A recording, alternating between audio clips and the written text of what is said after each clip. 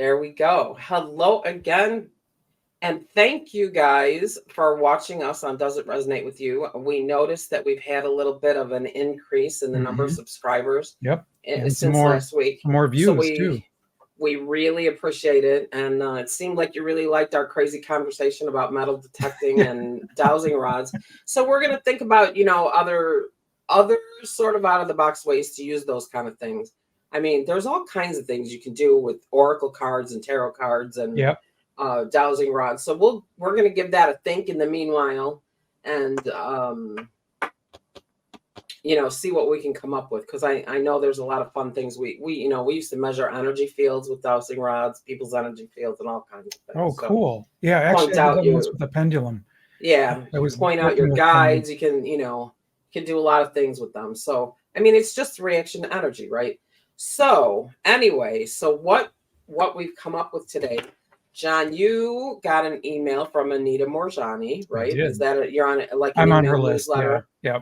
Yep. And I really like this. I paraphrased what she said a little bit, and I know I read in the email that she had put a post on Instagram. And I think this is a really important topic for us to talk about right about now. I do too, yeah. Because the truth of the matter is, and how did she put it? Don't mistake my kindness for... Just because I'm kind doesn't mean I'm a pushover. There you go. Just because I'm kind doesn't mean I'm a pushover. The truth is, I believe kindness is strength. I think kindness is a show of strength, because I think weakness is... lashing out. Right. Yeah, when people lash. Right. Oops. Exactly right. Weakness, imbalance, those kind of things. I think that is exactly right. So, kindness is sometimes kindness takes more work, because you have to take an attack that's coming to you and say, I'm going to let this go. I'm just going to let it go, rather than like smack responding with a barb or a counterattack. That's why it's hard. Right. But I think you hit something right there, like kind of a little bit on the head. An attack, you perceive it as an attack, right? And so it's really important, because I know it happened to me this week. It was it was an entirely situation, from my Muggle world. And I was asked to call somebody, and she started asking for things that she had been promised.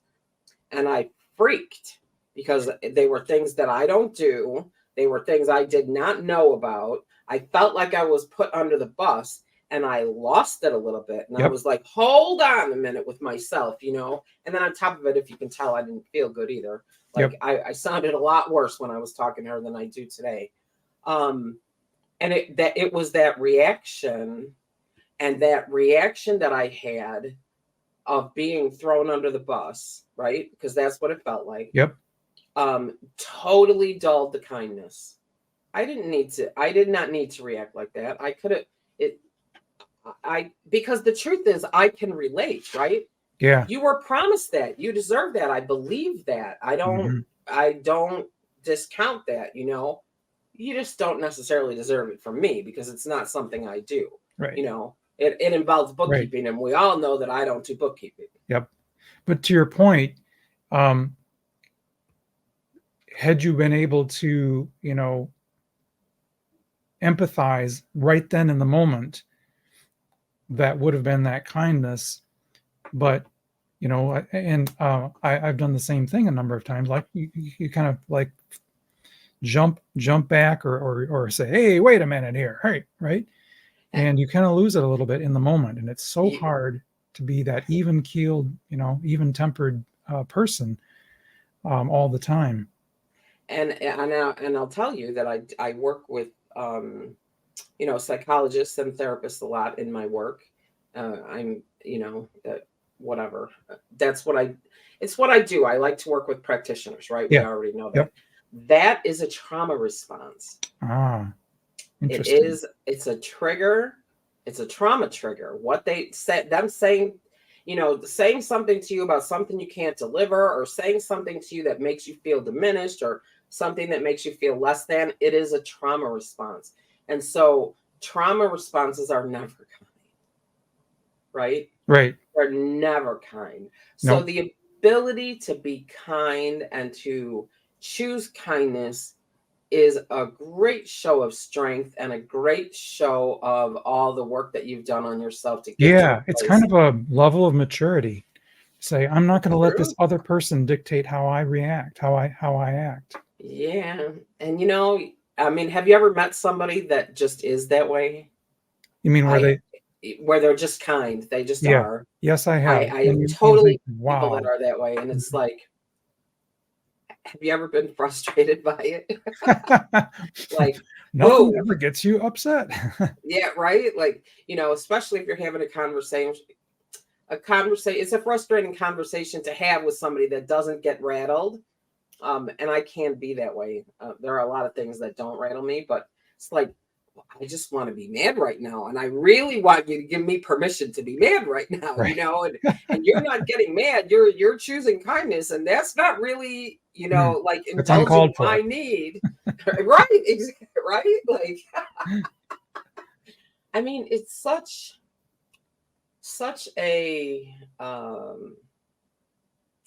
if you really sit back and think about it, this human experience is such a trip, right? Like Yeah. if you really sit back and look and listen and pay attention and think about things and think about yourself and think about other people, you can really start to see those little tick tock patterns and things that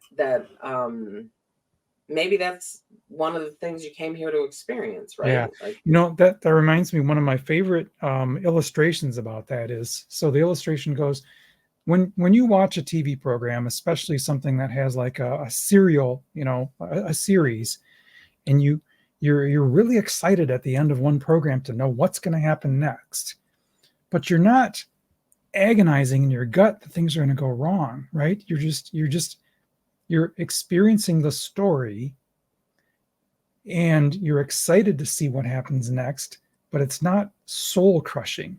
Now, take that same view and look at your own life when things aren't quite going your way. You can take the same, wow, I wonder what's going to happen next, as mm, opposed to, oh my God, my life's going to fall apart and I'm going to die. Right? well, right. And I think maybe we've gotten to that little piece of conversation once before, so I'll just reiterate it real quickly. And it was Kyle Cease, and I don't know if you've ever seen Kyle Cease. He's a stand-up comic turned motivational speaker, and Okay. he's amazing. And it's Cease, just like stop, Okay. Cease, All Kyle right. Cease. If you haven't looked him up, look him up. I mean, he's just amazing. I will. But he said the majority of our issues result from the fear of death. He said, for example, you are in a job that you hate and you want to leave a job because you know if you leave that job it's going to open you up for another job or another opportunity that you're going to love so much more, that's going to bring you joy and happiness in your life. But if you leave your job, you won't have any money, and if you don't have any money, you won't have a roof over your head, and if you don't have a roof over your head, you won't have anywhere to cook your food, and if you don't have anywhere to cook your food, then you won't be able to eat, and if you can't eat, you will You're going to die. die. Right? So Yep. it's all, Yeah. Yep. People don't so move. People get stuck because of the fear of death. yeah, they do. So um it's just, it's really on us to examine why we react the way that we react. And Mhm. as I'm sitting here looking at this statement, don't mistake my kindness for weakness, or don't think because I'm kind I'm a pushover. Um what's the other side, right? Like who is the other person, right? Don't mistake my kindness for weakness. Who's doing that, right? What's the deal with that person? Oh, I Because you see. know I that see. there are those people. There are those people that try to Yeah. capitalize on it or take Someone advantage who's of it. aggressive. Yes. Right. Aggressive. Someone who's aggressive is going to say, oh, I can push this person around. I can manipulate him or her into doing what I want them to do by being forceful and in your face and aggressive. And some people do what's the word, kowtow, or they Kowtow. cower. Thank you. They Right. cower. They cower in when confronted by something belligerent and angry and forceful. And that's the person there, I think, that doesn't have the tools or is intentionally manipulative. They don't have the right tools to be kind, to work with other people. And Yeah, it's and it's interesting because over the years, I can tell you that it is a mistake to mistake my kindness or my silence for weakness or indifference. That is a mistake. mhm. That is a mistake some people have made, but it's still a mistake. Yep. But I don't need to beat my chest about that, because for the most part, the mistake is, well, this is how you're going to treat me, so Goodbye. I'm Right. through. Yep. I'm done. Yep. Right. So it's really interesting. So I watched, and I think that this kind of weaves in here a little bit. It's talking about the trauma response and how people feel about themselves.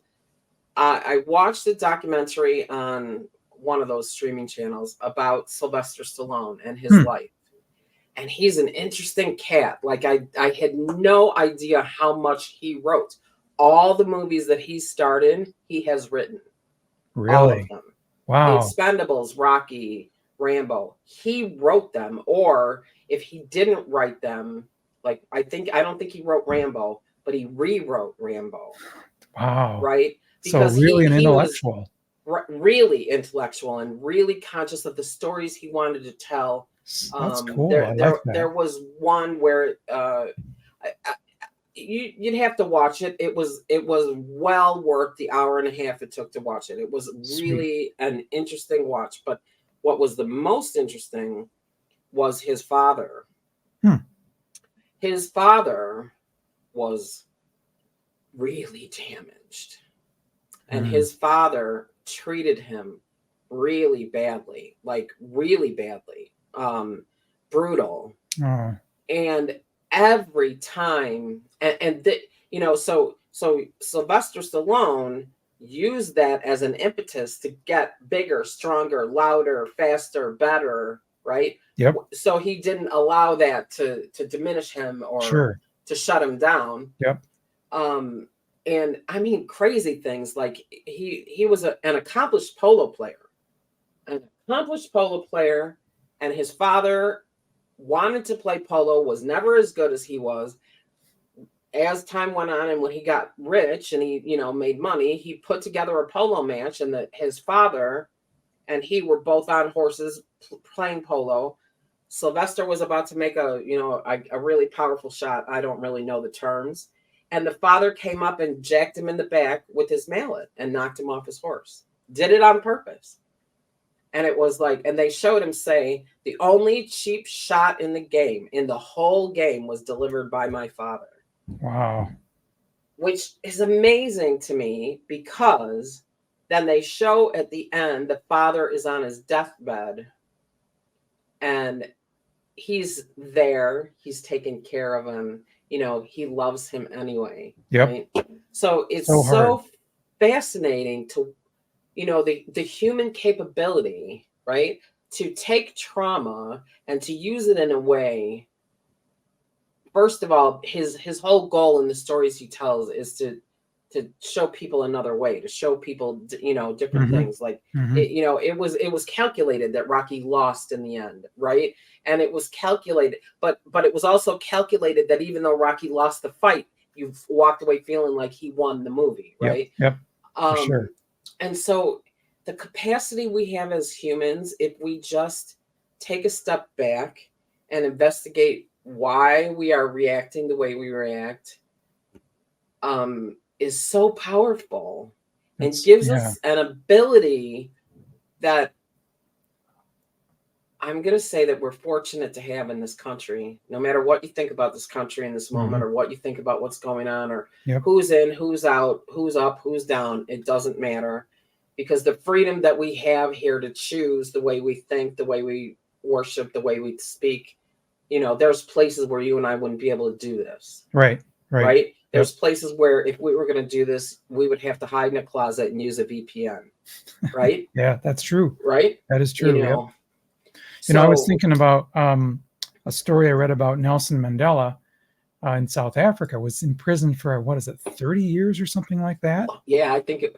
And when he got out, they said, how on earth can you still be sane? And he said, I needed to forgive. I just needed to know that he became the bigger man by not holding a grudge against his captors.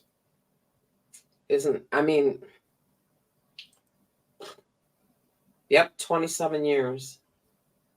I want to go back to one other thing that you mentioned a few minutes ago, where we said, when someone is coming at you, I think we have 3 responses. If someone is verbally attacking you, one, you can, maybe not in the moment, but in general, you can try and change the situation, or you can leave the situation, or you can change yourself.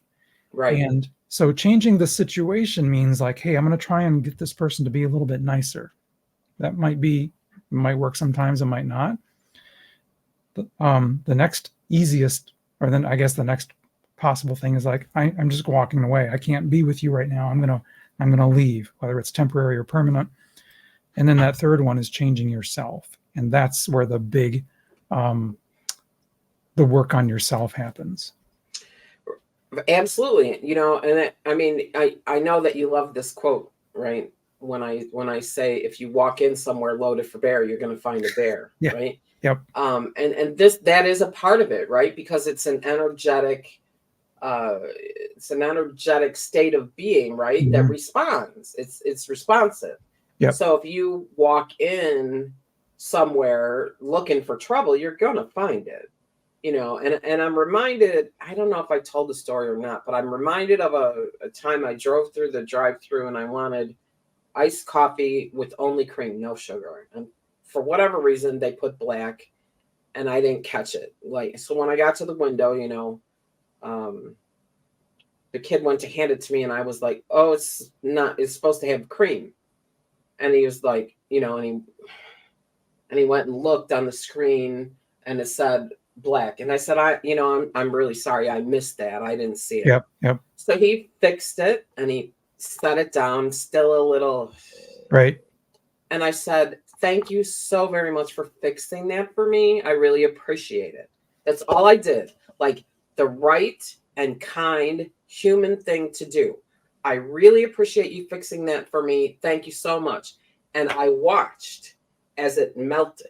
Oh. I watched it, I could see it melt. And he was like, and he gave me this one that irritates me with the kids, but I took it, no problem. Like, yep. Yep. But you could see it. You could see it in his face, couldn't you? That's cool. Yeah. It's, it was such a visual response. I could see it happen. If we simply dedicated ourselves to just kindness. Yeah. Which is not, you don't have to go out of your way. You don't have to pay for the order behind you. You don't have to. Right. Let's not go over the top here, right? Yes, I agree with that. I do that sometimes. I do that now and then. I've been the recipient of that, and I really like it. So I do it because I like it, right? Right. But the minimum of just the minimum. kind. And it's really all the things that we were taught when we were kids, right? Please. Right. Thank you. Right. Excuse me. Right. No can hitting. I hold the door for you? Right? Like, just common courtesy. Right. And it translates to kindness, which is amazing if you think about it. It's the activities that also reinforce the demeanor, the actual internalized of I am kind because that's how I am. Right. Because that's how I am. And because it feels good. Because I remember, there was a time, when I was a sponge for negative energy. We've all heard that one before, but me too. I struggled, really, really struggled. Like I still have memories of interactions and things that happen that haunt me because I wasn't kind. Yep. There are places in town that, even though it was, 15 years ago or 10 years ago, I still won't go into, because I mean, now I was reacting to things, right? Yeah. I was reacting to, like, I wasn't walking around like, right. You know what I mean? Some Right. people, You weren't instigating. You weren't instigating. Right. Yep. I mean, I had a guy in a place. All I wanted to know was how much each one was going to cost, and then I was going to make my choice. And that guy wanted to keep adding things, and he didn't want to tell me how much it was going to be. And I was like, "You're not listening to me." And he looked at me and he said, "Don't," and it was for my son. "Don't you care about his eyes?" I said, "Okay, here's how this is going to happen now." I said, "You're going to give me the prescription, and I'm going to pay for the exam, and then we are leaving." And I said, "And I told you when I sat down here not to use that used car salesman stuff on me, because it was not going to work, and it was going to, have a negative effect." Yep. So, I mean, if you tell people who you are, they really ought to believe you. But, I can you totally walk see around that happening and feeling justified in it. And then I can also see, looking back, going like, shoot. Exactly right. I mean, now that one in particular, I feel more justified in than some of the other ones. But I noticed something for myself, and I don't know how this is for you, but generally when I have a reaction like that, it's because somebody is doing something that I perceive will hurt somebody I care about. Right. See, that's where I get stuck. When someone's coming at me, I let it roll off, right? Let it go. But when I perceive someone I care about getting hurt by someone else, I'm like, right? That's where, I mean, what do you do, right? What do you do? Right. I can't let it roll off me, because they're still getting hurt. So, and so that's where, I mean, she, back to Arnita Morjani, she actually says in her little article here, because she and myself as well, because we really like to avoid conflict, we'll step back in that situation. And she makes the point, no, actually, when it matters, when it's a point of principle, I need to stand up and say no in as kind of way as possible. Right. And that's the whole thing right there. So, and I've been given some thought to the idea as it relates to this of like energetic boundaries. Yeah. That's a good point. What you will and won't accept for yourself, right? Yep. Mm-hmm. And the thing of it is, I really believe that no, in as kind a way as possible, is not only the appropriate response, but the most powerful one. Yeah. Because what you're doing is, like whatever you might say to me, and I just say, I mean, I could say, well, that's a stupid idea, and I don't know why you're recommending that, and I cannot believe how much trouble it is to come in here and buy this or do that or whatever. Right. Or I could say, and so what that does is that gives the other person, cause to want to come back, right? Right. But if I say, yeah, no, that's not going to work for me, what do they say? Right. Where are they going to go with that? Exactly. If you give them something to push back on, they will push back on. They will push, right? If it's like, what is it, Aikido, where you're always stepping back and letting them use their own energy to.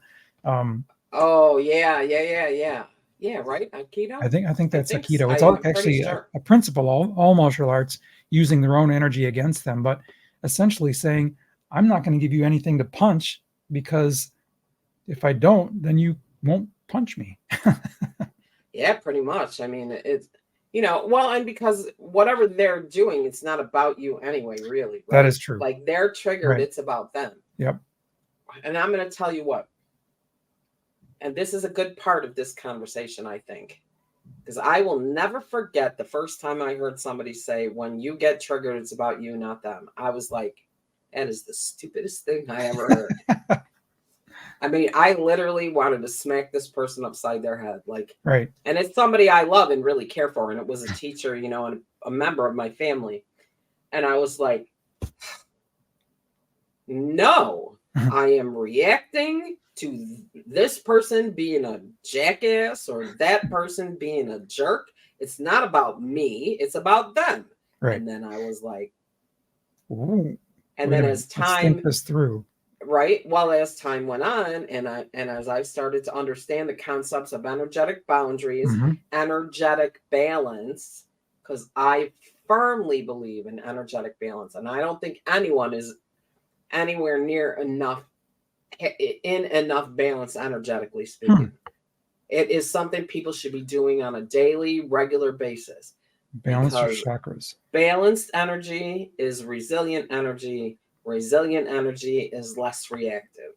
Period. Like that. I mean, that is a flow that it's just truth. Sure. Right? I hadn't thought of it that way. That's really interesting. I mean, and that is just plain truth. Like there's no, there's just nothing else you can do with that. So, but it was interesting as I began to understand this for myself, how, for one thing, my attitude and the way I moved through the world shifted.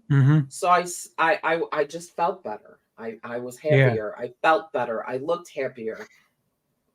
I acquired purple hair, which is a big deal. But, well, you know, some people, when they have this transformative experience, they choose a new name. Yeah, no, I like my name. Okay. I mean, I could choose another new name, but no, I dig my new name. I mean, I dig my name. Like, I'm good with my name. Like, I'm although it is funny because when you see my name, right, and because I see all these people on Facebook, and you know it's not their name. You just know it's not their name. Yeah, I saw a pretty funny one the other day. It was like, anyway. Well, but you know that because those people are hiding, right? Like, and I have my name on Facebook. It is my name. That is my actual name. The only reason it's spread is because Facebook won't let me make capitals 4 in a row. Right. And then I also have my maiden name on there. Like, you can tell exactly who I am. I'm not afraid, you know, to show you who I am. But what was interesting is that as I began to understand energetic boundaries and energetic balance and practice energetic balance, things started shifting in the world. And I would make these phone calls that used to need to be like, I understand that you are not responsible for this situation, but I'm pissed and I'm sorry ahead of time if I take it out on you. To listen, I'm really having a problem with this or this. And I'd really appreciate it if you're not the actual person to help me out with it, if you could point me in the right direction. Sure. And then all of a sudden, everything just got easier. Everything gets easier. Yes. It gets easier. Like, it's amazing. I agree with that wholeheartedly. And so all you need to do is be consciously. I mean, if you don't want to work on energetic balance, you don't want to balance your chakras, you don't want to mess with crystals, you don't want to do those things, that's fine. Everybody should be grounding themselves anyway. It doesn't matter, you know, everybody should be connecting with the earth regardless of whatever else they think. Just make a conscious effort to be kind. Your energy will catch up with you. Yeah, that's where it starts, isn't it? I believe. I really believe. I mean, and it doesn't have to cost you anything. Right. Right? It doesn't have to. Not a subscription. You don't have to. Nope. And it doesn't even need to take any extra time. Yeah, that's true. It's just it's a you're change in in attitude. line. Yep. I mean, and if you think about it, think about the idea of, you know, you go to the grocery store and you have a little bit of a problem, you know, I don't know, price doesn't come up or something. Yep. And instead of getting all irritated and mad with the cashier, because it's not the cashier's fault anyway, you are patient, you're kind, and then when they're finished, you say, thank you for bearing with me through that, and thank you for your help, and you move on. Now, instead of making that person feel like they're less than, right? You lift them up. And then how do they treat the next person? They're going to pass it on. And maybe that person is having a little bit of a bad day, but that cashier smiles at them and says, thank you. Instead of when you say thank you, they go, yeah, no problem. Can't stand it. but you see what I mean? It ripples. It's a ripple effect. What did I read the other day? One person's raising their energy can affect, like, I don't know, 100 people or something like that. I forgot what the number was, but that ripple effect, just us raising our energy, has an exponential effect on the rest of the world. It absolutely. I mean, how many times have I said, and this is one of those things, people, I could be a light worker. I'd like to be a light worker. I don't know what to do. I'd like to spread you spread the light by walking in it. That's all you need to do, right? That's all you need to do. What is that, right? Just be. And what is walking in the light? Please. Thank you. Hold the door. Forget about road rage.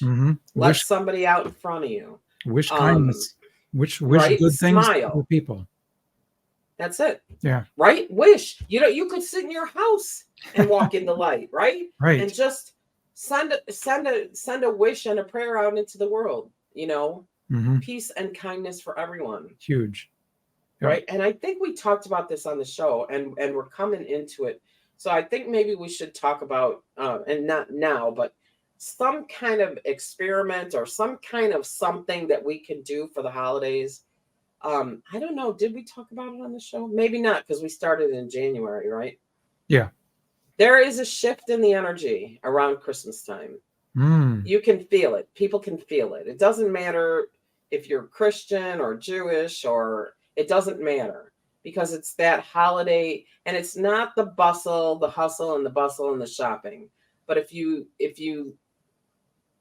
look out, in the evening, at night, when it's cold and it's bright, you can feel it, right? You can feel the silence. You can feel the calm. It's kind of that everything's going to be okay. You can feel it. Why is that? Because so many people are so much more hopeful at Christmas than they are any other time. Any other time of the year. So maybe we'll have to give that some thought between the two of us, and see if we can come up with something that we can, maybe for the month of December, some kind of energy sessions or meditations or something. Sure. That's a great idea. Yeah, some meditations grab on to that. Wonderful. Yeah, I think that would be fantastic. So that's really interesting. What a great concept, or what a great topic. Yeah. I'm looking at this Anita Morjani article. She has a couple lines in there where she says, what phrases she's come up with when people are unpleasant, or if the conversation has gone badly. I want to read a couple of these. Oh, excellent. They're kind of funny. So she says, and she's talking about her guides helping her, stand firm. She says, I feel my spirit people helping me with this by standing firmly with me when I say things like, I don't feel that's right for me, right? Rather than lashing out, or rather than shrinking back. I don't feel that's right for me. Or I love this one. I didn't like the way that conversation went. Can we start over? Wouldn't that be great? Oh, wow. That's amazing. Yeah. And then here's my favorite one. I don't hold the same belief as you, but that's okay. I'll have my opinion and you have yours. Or I'll have my belief and you have yours.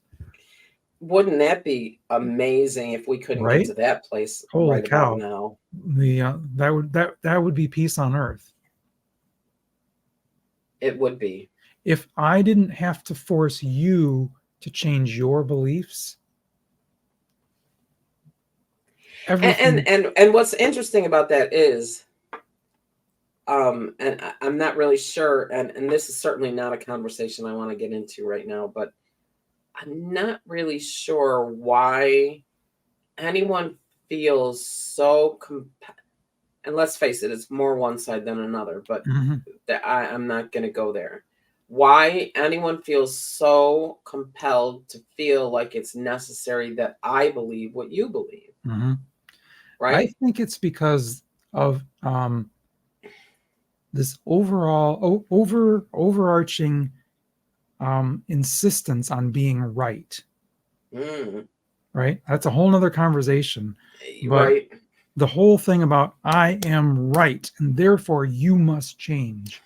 Yeah. I think there's an inherent mistake or misunderstanding in how life is in that attitude about the world. There sure is. There is. And I mean, there's a lot of influence of surroundings. Geography, environment, family, upbringing for sure. Upbringing, and what I've noticed also is that I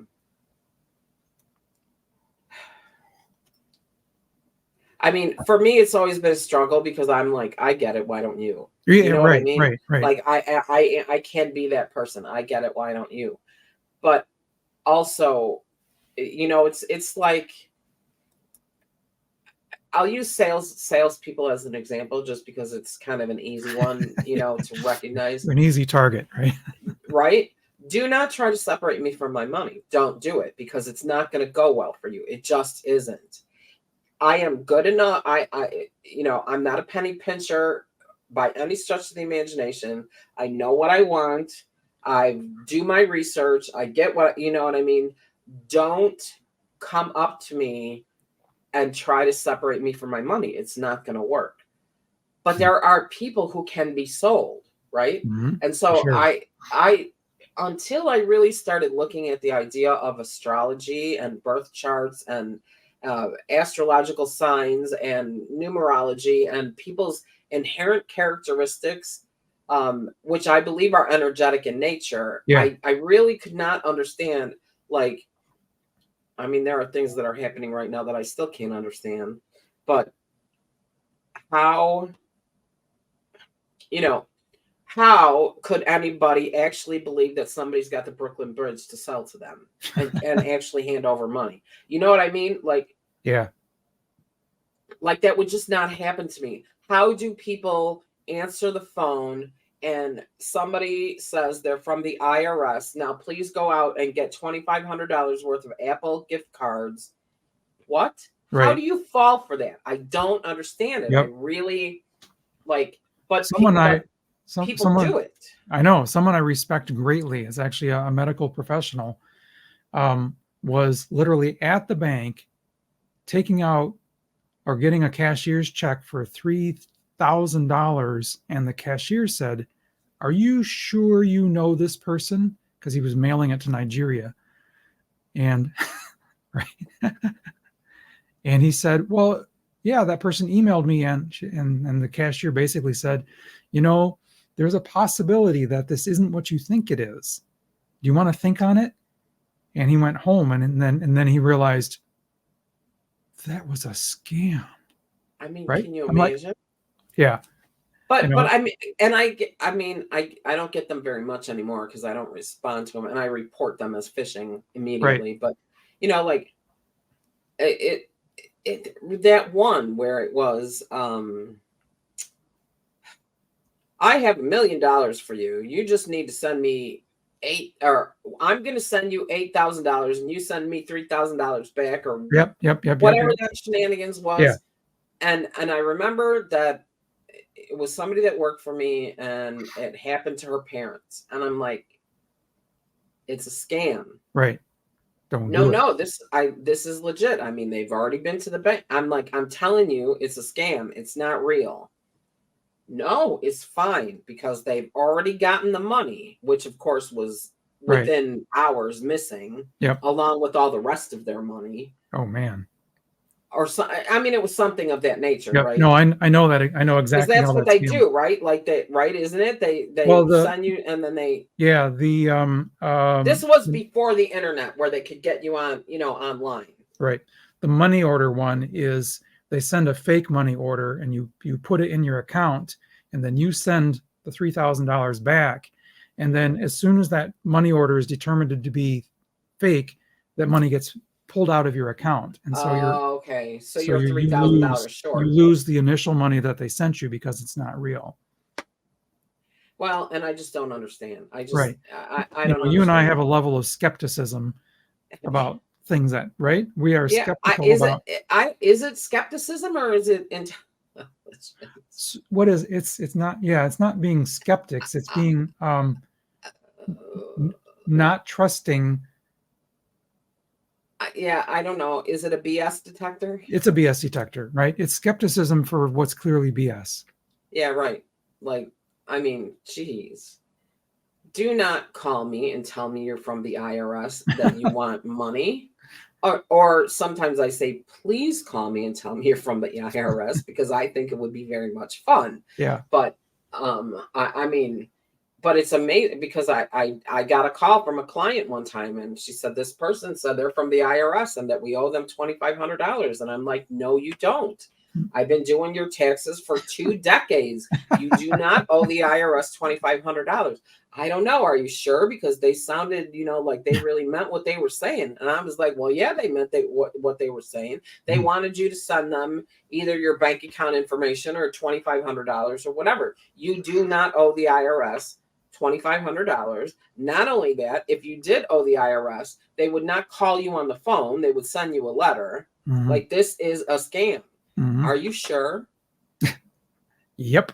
Yeah, I'm sure. Like, but I just don't understand. So, I guess that's, that's the thing, right? Like, and even when you come back to this, don't mistake my kindness for weakness, or don't think because I'm kind, I'm a pushover. It takes all kinds, right? Yeah. We're all different. Yep. And, I think as we move more and more into kindness, hopefully some of those scammy things go away. Yeah, I think I this is what I hear. It's gonna dial up a little bit before it goes away. Yep, I've heard the same thing. It'll get worse before it gets better. Yeah, and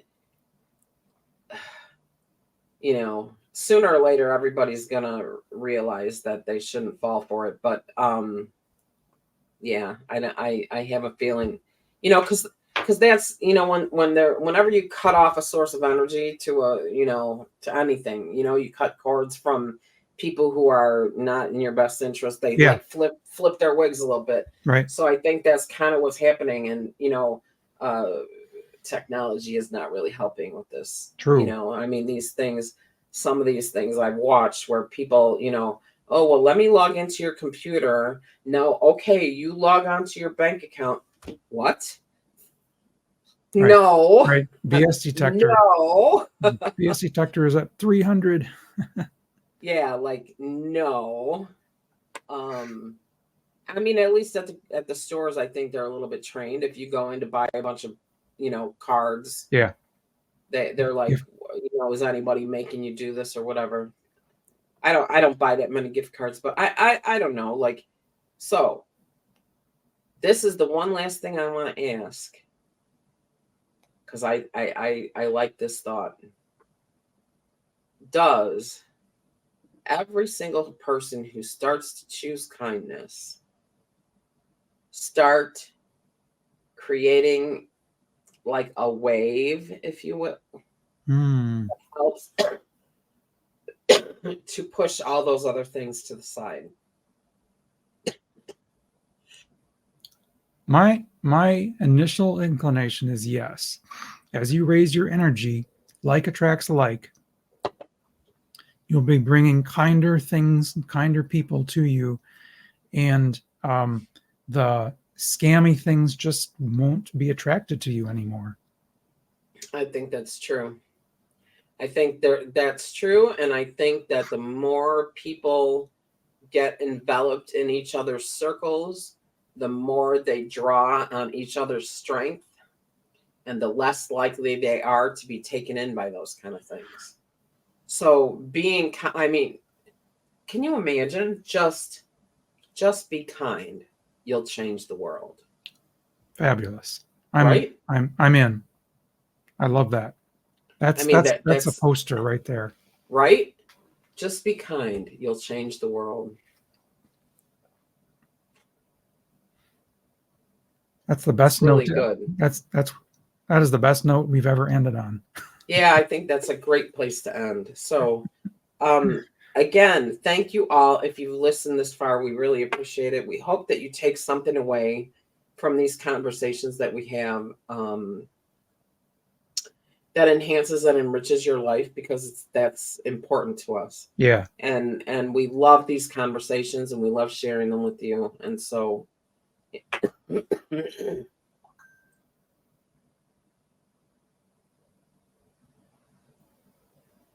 So we're going to probably end things here for this particular episode. And coming up shortly is tarot time. So we're going to talk about some tarot cards in a few minutes. Fantastic. Thank you so much. Sorry about that, folks. I mean, it's that time of year, right? So, and we're on the computer, so you can't catch nothing. Anyway, thank you so much. We noticed our subscribers going up a little bit. If you love us, share. Ask your friends to absolutely subscribe as well. Absolutely. So thank you so much, and we'll see you. You'll see tarot time in a couple of days from now. There you go.